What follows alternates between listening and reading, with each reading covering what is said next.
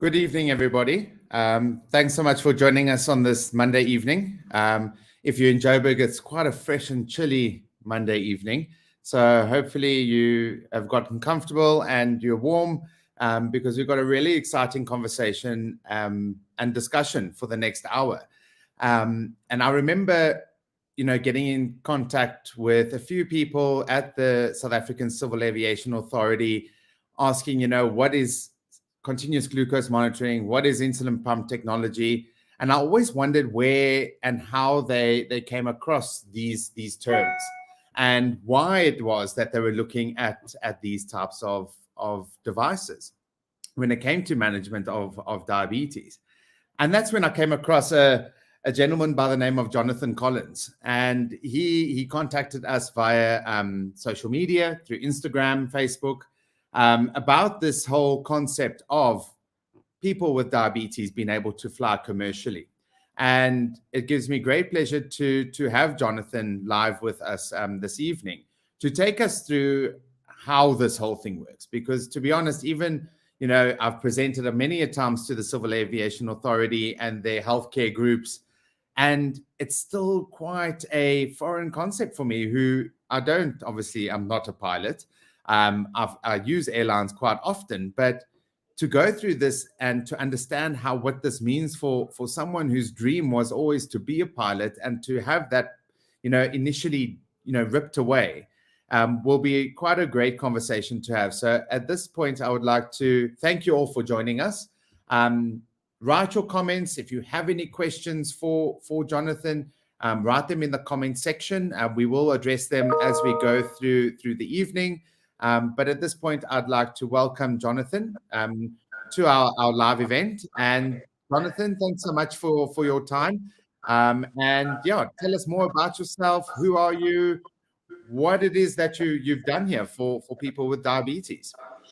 Keegan, very good evening to you and your audience. Thank you so much for having me on your broadcast this evening. It's an absolute pleasure and an honor. And it's a great question. What brings me here today? I'll start off by saying that 2 and a bit years ago, I was doing my day-to-day routine of flying airplanes around South Africa as an airline pilot at a domestic low-cost carrier in South Africa. And the furthest thing on my mind was any type of health risks or conditions, anything like that. And in February 2020, just before the pandemic, I started to feel very thirsty.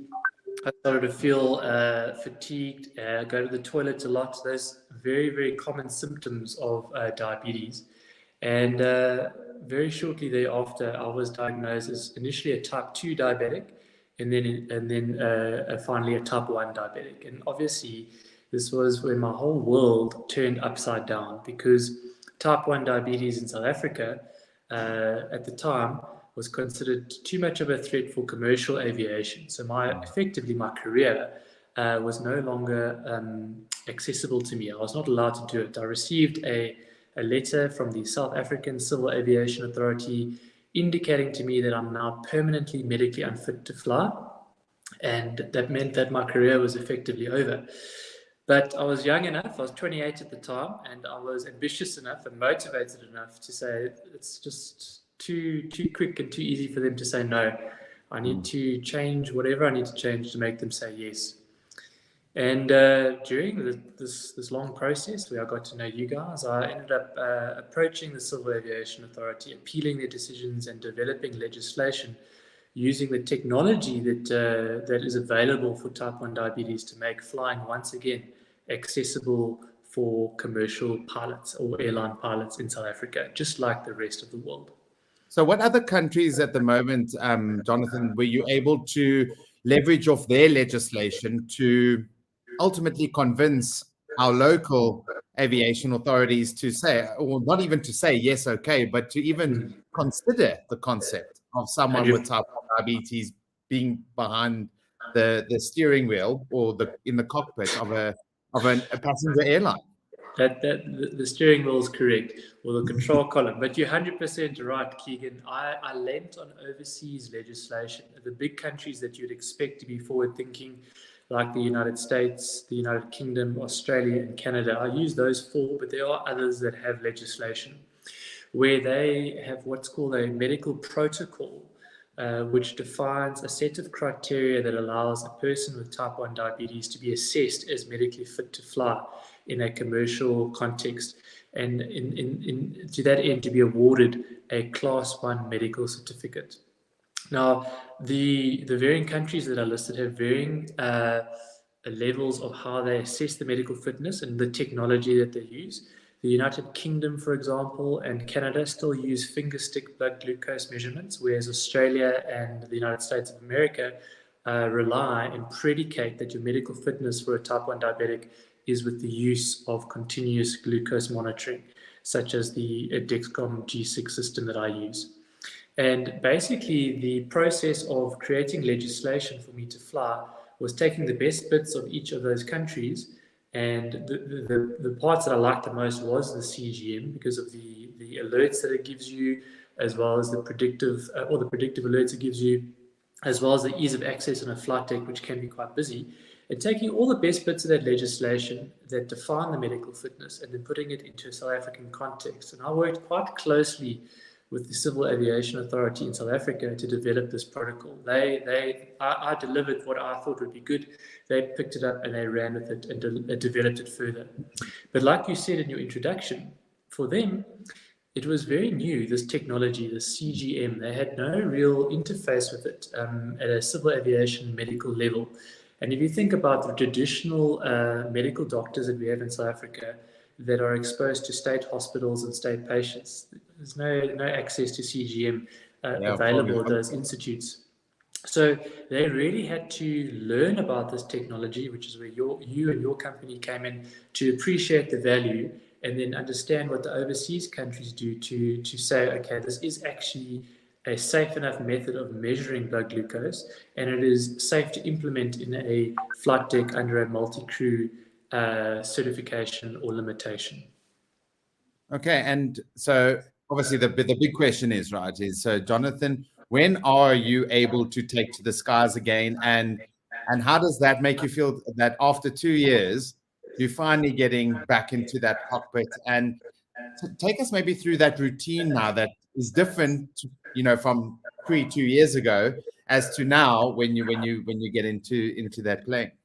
Okay, and I'm delighted to say that my first flight happens to be tomorrow, which is exciting. I'll be flying to Cape Town and back to Johannesburg. So if any of your guests on this broadcast are there, please come say hello. It'll be a historic day for me, and I'm sure for the Type 1 community in South Africa. The routine, so tomorrow I've got a very early sign-on, which is at 5 to 5, and we'll be airborne at about 5 to 6 a.m.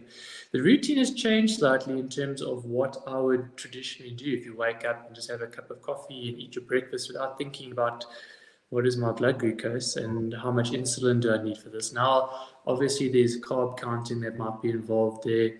And my blood glucose, there's set criteria that it needs to be before I sign on, before I enter the flight duty period or fly the aircraft. So it's got to be above 5 millimoles, which is a pretty average, pretty standard blood glucose value for a non-diabetic person, and then below 15, for example. So neither too high or nor too low. And my routine will change. I obviously assess what my blood glucose is all the time, because it's freely available. I can see it at a glance on my watch or my phone or on my insulin pump. And I can then ingest carbohydrates, or if I need to adjust a insulin dosage as required, I can do that. That'll probably be the only change in the actual flying itself. The CAA requires me to also verbalize what my blood glucose is for the other pilot, to make him aware if it's above 5 or below. And if something should happen, then obviously we'd be handing over the control of the aircraft to him. But we don't foresee that happening, because with the Control IQ feature and just the type of diet and lifestyle that I live, I'm pleased to say that I have a very good management of my diabetes control. So luckily, I'm very fortunate that it should be a very low workload in the flight deck. And tell me, so you're flying tomorrow. That's super exciting. And like you say, not only for yourself, but for for all of us, living with type 1 diabetes. And because, too often people turn around and say, we can't do that, you can't do this. And to be honest, one that would, step right in front of mine is flying an aeroplane. So it's a huge momentous day, I think, for us all tomorrow. But your employer, right? So did they have any reservations, concerns when you came back and said, hey guys, listen, I've now got this, medical class 1, I can now fly, take me on? So it's an excellent question, Keegan. So no, there were no reservations. I held a class 1 medical, and that's all you need. There were obviously criteria stipulated by the CAA to say when you exercise the privileges of this medical, you need to let the other flight crew member know. You need to verbally announce your blood glucose so it is captured by the cockpit voice recorder, like you see. And how often do you have to do that, Jonathan? So before pushback, you'll have to see what it is, and every hour of flight, and then before the descent. So our longest flight is about 2 hours to Cape Town and back. So before flight, once in flight, and before so there'll be 3 measurements of my blood glucose effectively, but that's at the minimum. Obviously, it's live, and I'll be monitoring it all the time. Every second I get a chance. Like, we monitor our flight instruments, we're monitoring the autopilot, the engines, the pressurization, and all the other different systems that we have on the aircraft. But the workload is incredibly low in the highly automated flight deck of the Boeing 737 we fly. So now this will just be an added value that I'll have to monitor. And instead of adding thrust or reducing thrust, I'll be adding carbohydrate or reducing carbohydrate as needed. Okay, sure. So sure.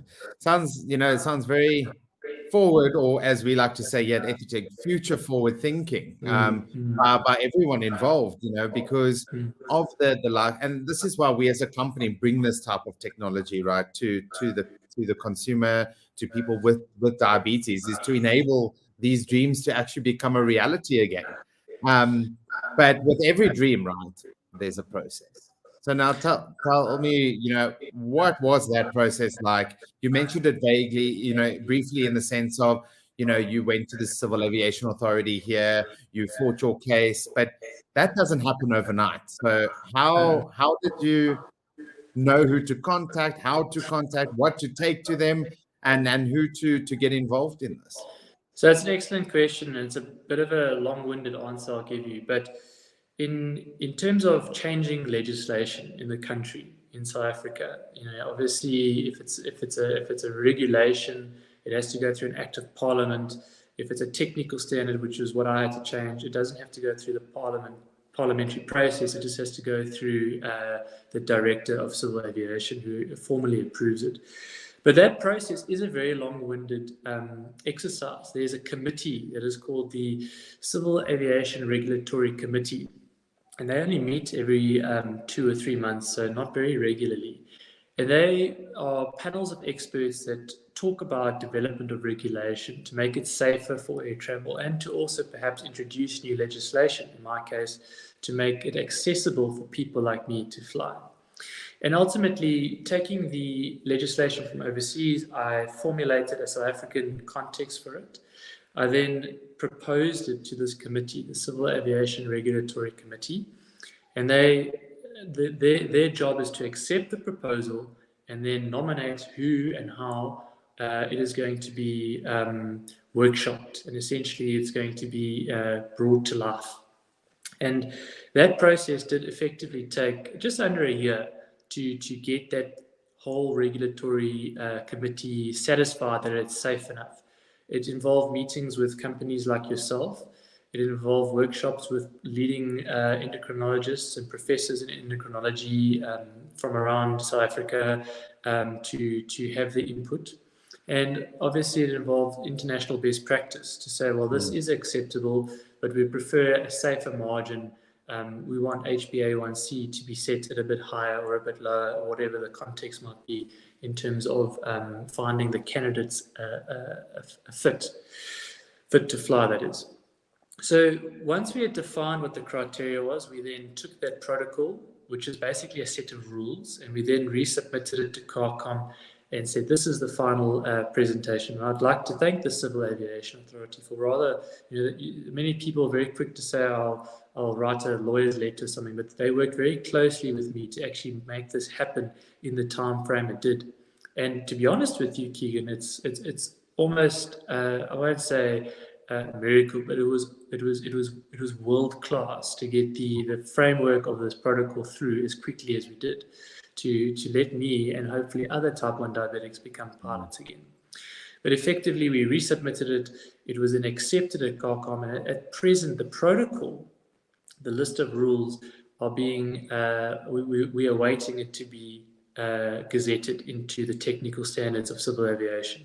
That should happen towards the middle or the last quarter of this year. We're not entirely sure.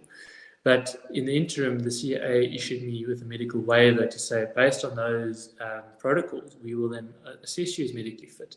And this is the criteria that you have to meet on an annual basis to maintain your medical fitness. Sure. Yeah, so it seems like quite a process that you had to go through. And like you say, I mean, I think we all would assume that this would take not just 2 years, but almost decades to get done. So, and I must say, even from my perspective, the CAA have been very engaged, even with us as a supplier of continuous glucose monitoring and insulin pumps, to really upskill themselves in understanding how this technology can enable someone like yourself to get back into what it is that you love. So great, now you've got this class 1 medical. So what, you never have to get it again? You can fly for 40 years? Well, how does that work in the sense of maintaining? That's an excellent question, Keegan. So for any airline pilot or any pilot that operates commercially, you have to do a medical annually. Depending on your age and stuff, you might have to do it biannually. But it doesn't matter whether you have a comorbidity or not, or any type of health issue. You have to do a medical where they assess your vision, your hearing, and the general overall health of the pilot. When you have a comorbidity, for example, type 2 diabetes, which is incredibly common, you might have to submit just an HbA1c and an endocrinology report. With the type 1 diabetes, it's slightly more complex, obviously, because there's a lot more physiology involved. The CAA would like to submit on a 3-month basis your HbA1c, which is a pretty regular check, and your Dexcom Clarity AGP. You're gonna have to remind me on exactly what that means, but your glucose profile. Your ambulatory glucose profile. Yeah. Ambulatory glucose profile. Thank you very much. As well as other metrics which they will evaluate and determine how well controlled your diabetes is. They have a set target range for the time and range values.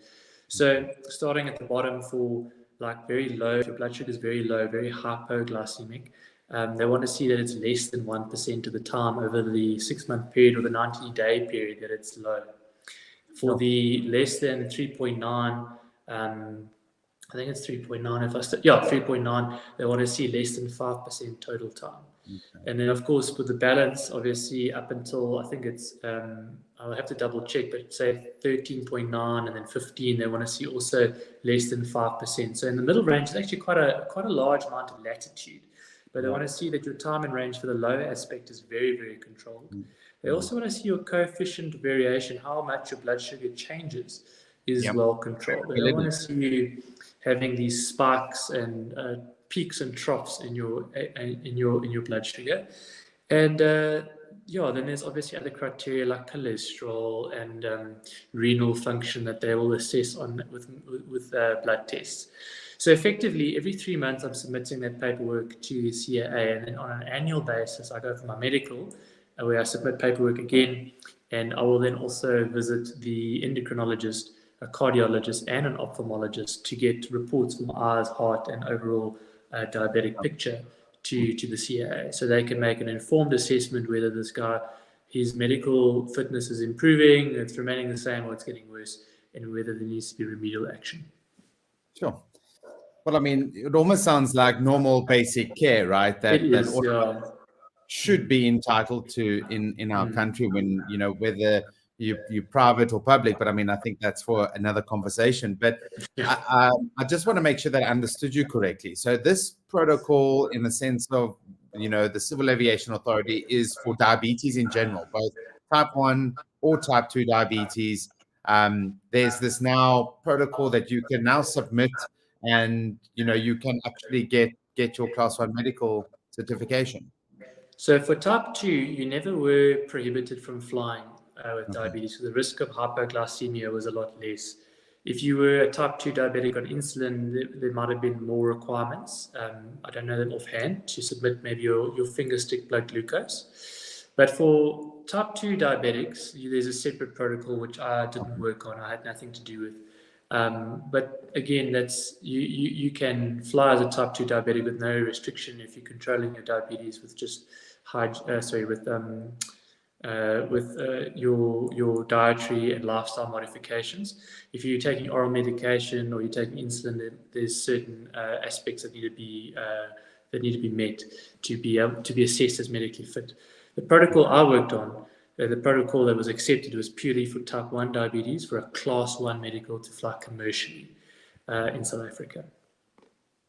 And so if I was now someone with type 1 diabetes, right, my dream has always been to fly a plane. Finally, yes, I can do it. Jonathan, where would I start here to get this ball rolling, to maybe understand what is required of me with type 1 in the sense of my glucose control? Where would one start here? So I want to put a disclaimer out there that at the moment, the CAA aren't accepting new type 1s just this second to be assessed as medically fit for a class 1. You can get a class 2, which allows you to fly. So a class 2 is a good question, and it becomes a bit complex. In aviation, there are lots of acronyms and lots of mnemonics. It's actually mind-blowing. But a class 2 medical to fly privately or as a student pilot, there's at the moment I think there's a operational multi-pilot restriction there. So you can get your class 2 and get your private license if required. But for a class 1, it would probably be a pilot that's already acquired his license and then was diagnosed, like in my context, where I was already flying for an airline and then I was diagnosed as type 1. That will change though. The idea of going forward is, once the current law is gazetted, that the next law to tackle will be to allow somebody who's got a type 1 diabetes as a condition to apply for a class 2 and eventually as a class 1 to go through the whole process of becoming a pilot, which most pilots do anyway. But to answer the question, because there are probably young aspirant pilots watching this, the starting point would be to go see your endocrinologist with the protocol, and they're more than welcome to approach me and say, can I please take a look at what it looks like, because it's not publicly available yet. Say, is my blood glucose control good enough, and what can I do to improve it so it meets the criteria? That would be a starting point. Once it meets that criteria and it's stable, then you could perhaps go to a designated aviation medical examiner, and they populate it throughout the country, and you can then ask to be assessed for a class 2 or a class 1 medical. And the CGM technology that we use will just make this incredibly easy, because you just take your Dexcom clarity report and say, okay, well, his time in range overall is 80 or 90%, whatever it is, and the current requirement is 70%. Well, of course, he's medically fit. Let's let him fly. Let's give him his medical. It'll be that easy. But as a starting point, if you're young, you don't have any type of flying experience, first find out what the protocol is, and more than welcome to contact me via your platforms or my own, and be happy to help you, guide you through that process, and then go see your endocrinologist and then an aviation medical examiner to determine where we can go from there. So we've got a question that I'm just going to pull up. So Lauren says, thank you, Jonathan, thank you for sharing your story. It sounds like a lot of pressure that they put on you regarding your 3 monthly checks. Do you ever get diabetes burnout? So no, I can't say that I've had the full extent of diabetes burnout with the 3 monthly checks. It hasn't been 3 months yet. I've got to go for my first round next month. The waiting for the protocol was difficult. It was a challenging time waiting for feedback from the CA, because they're a state-owned enterprise and they're very busy in the middle of a pandemic, no doubt. It was very challenging to remain patient enough to get the feedback I wanted. I must say that and I'm not trying to not trying to punch your product here too hard, but with the pump and with the Dexcom Clarity, it's very easy to evaluate what my progress is like and see, okay, well, I'm trending better and better and better, or I need to make a modification. And that ultimately then puts me at ease. You might have one bad day where you had a blocked, or you had an occlusion or something like that, and your sugar wasn't quite right. But you go look at the week, the month, or the 90-day reading, and you see, wow, actually, I'm still doing quite well in terms of what possibly could have happened. And that Yep. definitely helps me with the burnout, because I can still see that I'm meeting the requirements for the CA. Yeah, so I look forward to working with the CA every 3 months. I hope that they don't decide, well, every 3 months, oh, what's this about? And then they decide to ground me, because that'll be a constant Across fight. the In which wrong case, person's desk, right? yeah, in which case, then I'd rather become a professional cyclist. But yeah, that's probably harder than being a pilot. But anyway, so no, the long and the short of your question is not yet, and I hope to avoid that completely. Yeah. So we have more of a comment, but I think it's still, in relation. So from Sanet. So we have a patient as an air traffic controller. He has type 2 diabetes. Their target A1C is 5%, which is very difficult to obtain without hypoglycemia.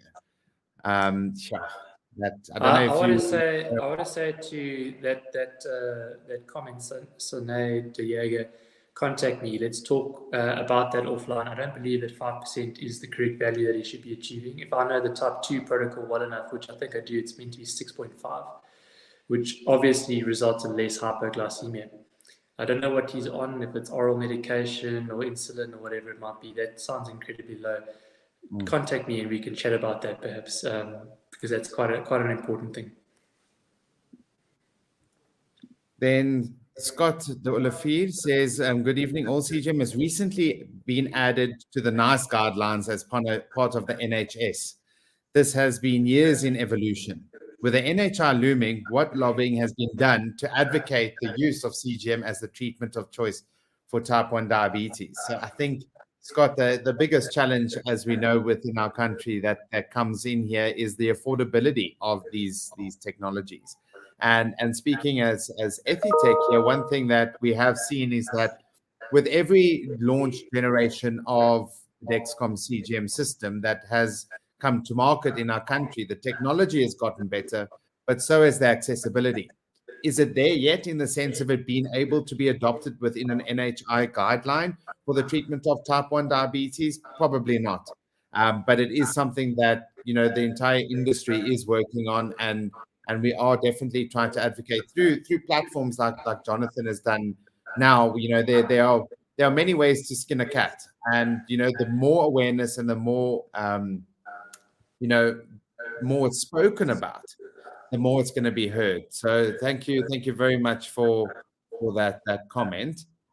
Just following on Sanet's, so the patient of hers is on orals, and he was grounded. So obviously, I'm assuming, Sanet, meaning that he was basically told that he can't actually do the job that he's got with his HbA1c. So interesting. I think definitely give me a call, or contact me through the platforms. I'm sure we'll chat about them at the end. I think that there's scope to just take a look at that. I fear that's maybe that's just we need to take a look at the protocol. Let's take a look at the type 2 protocol offline. I think that'll be best. Perfect. Yeah. Okay. So, and I think what's very interesting for me is how quickly this all happened, and that so I live quite close to the airport here in Johannesburg. So the chance of me hearing you tomorrow morning flying over my house is quite high. So that's exciting for me. But tell me, what is the most exciting thing for you, Jonathan, in this whole process, in this whole 2 years or 2.5 years going on? What is the most exciting thing for you at the moment? Keegan, there have been so many small victories that have culminated in what's going to happen tomorrow. And these small victories started with just when I was permanently medically unfit, they changed. I appealed that decision, and then was changed to only temporarily medically unfit. That was like the first victory. The second victory was when they decided that they will look at the protocol at the legislative level and change that, or look towards changing that. That victory was amazing. When the 1 year grounding elapsed, I could apply for my medical. That was a victory, and I felt amazing about that. It took 5 months for a result for the reapplication to come out, but when it came out, it just made it so sweet that I could now look forward to something again. The victories of going into the simulator for the last basically 2 months worth of training we've been doing. Any pilot would have to, who's been grounded for that long, has to do reactivation training and then revalidate their license. Getting that paperwork back from the Civil Aviation Authority to say, I've now got an actual license, an actual valid piece of paper that says I'm now not just medically fit to fly, but I'm assessed as competent to fly the airplane. And that was a huge victory. And I think tomorrow is just going to be the cherry on top, that first takeoff, the rotation into the air, and hopefully a nice smooth landing in Cape Town. Hopefully it's not too windy down there. Just will culminate in everything I've envisaged working for the last 2 years to get to that point. And I think it'll be a very sweet moment.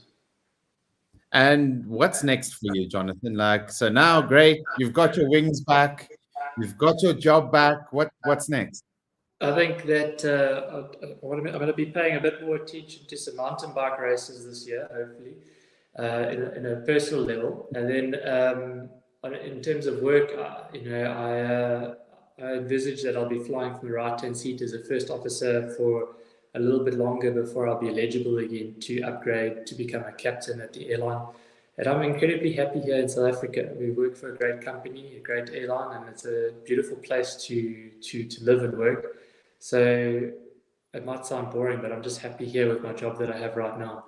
And I think that my mentor, he was an airline pilot at Airways. He said he worked at the airlines for 25 years and he's never worked a day in his life. And I feel exactly the same way when I go to work. So I look forward to it. Yeah, it sounds like you're ready to go back at it, eh? Yeah. And tell me, so, I mean, you obviously speaking that, you work for a local. What are the limitations of you becoming a regional or international pilot when it comes to Type 1? And how does that work in the sense of, let's say you have to fly from Johannesburg to Singapore, right?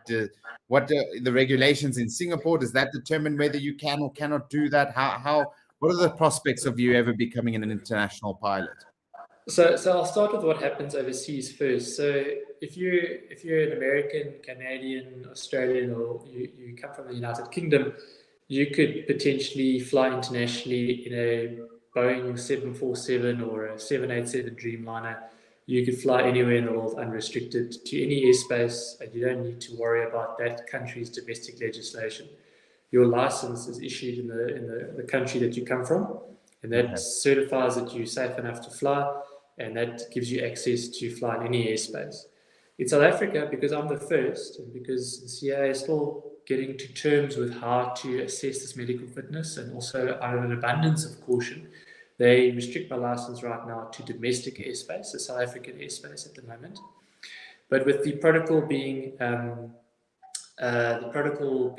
gazetted later this year, that should effectively fall away when I apply based on the protocol. Because at the moment I'm on a waiver, which is a different avenue of medical assessment for fitness. So effectively there'll be only a multi-crew restriction. What that means is that any commercial flight that I fly on in the Boeing 737 we fly will have to be with 2 flight crew members. Now, we always fly with 2 flight crew members anyway. It's just how these aircraft are certified to fly. It's safer that way. And ultimately, it changes nothing for how I operate the aircraft. The only restriction at present is domestic airspace, but hopefully in the future, that'll fall away towards the end of the year. Okay, cool. So we got a couple more questions. So Claire, are you able to see your glucose levels on your watch? Yes. So I'm not wearing my Apple Watch right this second, but I'm able to view the Dexcom G6 app on my watch. I do use it, and the notifications pop up automatically if it's giving me a trend that it's getting, if there's a high rise or fall rate, or if it's just trending low. But I'll be honest with you, the reliability of the Apple Series Watch that I have, Series 3, it's an old generation. I prefer just to look at my phone or my pump because I know it's live and it's current. But yes, Yep. you could use your watch, and I believe that Garmin have partnered with Dexcom to release some sort of API app later this year. It might be available. I don't know if it'll be available in South Africa, but hopefully that is the case. Good question, because I mean, so obviously, yeah, so the Apple Watch does work, Claire. However, your primary device has to be your phone. There's no direct to watch compatibility yet when it comes to Dexcom. And yeah, I mean, Garmin, I mean, when it was launched in America, the being able to sync, Dexcom and Garmin, we had an influx of inquiries about it, but unfortunately not available yet here. But we are hoping that soon that could become a reality for some of our people. So Lauren also has a question in the sense of, does the CA require you to be on a pump and a CGM, or is a standalone CGM also acceptable? So standalone CGM is the minimum requirement, but the preference that I found is to be on the pump. That offers the better control and obviously is just more automated.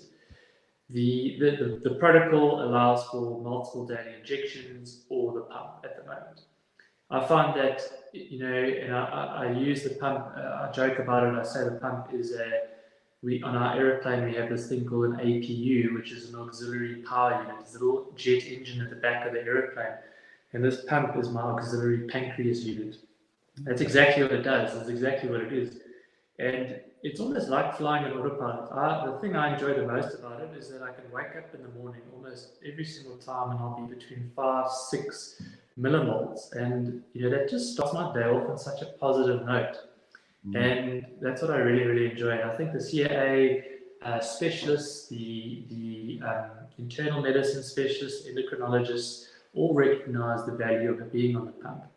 There is actually, interestingly enough, a disclaimer though in the protocol. They say if you were in an emergency and had a rapid decompression, you would have to disconnect the pump because air expands as the cabin altitude changes, and if there are air bubbles in your pump line, it might inadvertently deliver insulin to your body and perhaps make you hypoglycemic. Obviously, we know there's very, very little air bubbles, but it's just the risk is presented. So, as a side note or as an aside, you have to disconnect your insulin pump from your body if there was a decompression.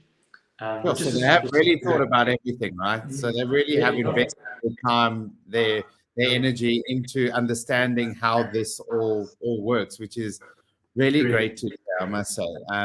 So just a few more comments here. So Scott again just says, congratulations, Jonathan. Keep flying the Type 1 flag high. And then Wendy, very inspiring story. So there aren't any other questions, but and what we'll do is make sure that we do post your handles into the comment sections here straight after the broadcast. And I know a lot of people go in and view this after the broadcast ends. And I'm sure we'll get quite a few questions. And if we get anything on our platforms for you, Jonathan, we'll definitely share that along to you. Yeah, Keegan, thanks very much. I just want to say that to anyone in the audience who's watching it, either live or after the live broadcast, you're more than welcome to contact me on those platforms. I'm very passionate about helping other people, be it with just the Type 1 or trying to pursue a career in aviation. I'm very, very open to anyone. Great, but please do let us know how tomorrow goes. Good luck with a very early morning flight. It's almost like they did it on purpose, just to test the limits as much as possible. But I mean, you'll definitely handle it, and we're great to have you joining us here. And yeah, it's been a truly inspirational and quite an interesting journey with you through the last couple of months to get you to this point, or to get legislation to this point. And yeah, let us know how it goes, and good luck. Thanks very much, Keegan. I really, really appreciate the support. And thanks so much for everybody for joining us. And those of you who are going to watch it after the fact, thank you so much for watching. And if you have any questions, we'll post Jonathan's online social media tags into the comment section. And you can always visit the EthiTech Diabetes website or Facebook page or Instagram page for more information, and we will definitely direct any questions for Jonathan to him. So thank you, everybody, and have the good rest of your evening.